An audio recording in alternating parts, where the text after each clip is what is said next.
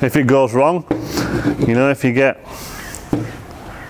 lumps that appear in it, I don't know, if something gets stuck in it, you end up having to pull it out, it's pretty easy to fix. It's really forgiving to work with.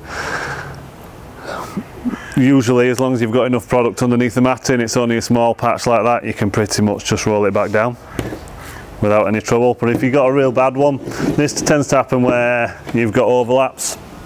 Someone comes along and the stand on it, you know, the stuff that's been down for maybe half an hour, it's already started to get a bit sticky. If you get a bigger patch that you needed to repair, best bet with something like that is just to pull that out.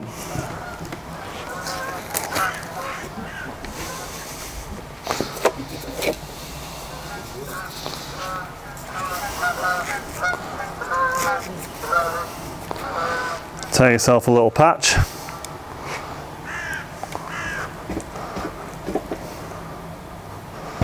And once you drop that in, as long as you use the frayed edges rather than cutting it with a blade, you can put a patch back over there that will blend in like this has done, blend in over the next 5 or 10 minutes and become more or less seamless.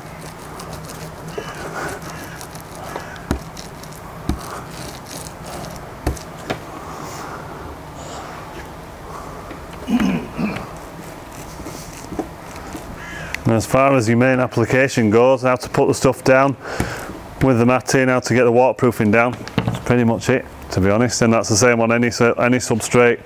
The only difference is if you're going onto a rough surface like mineral felt or something like that, you might find you use a bit more, that's all.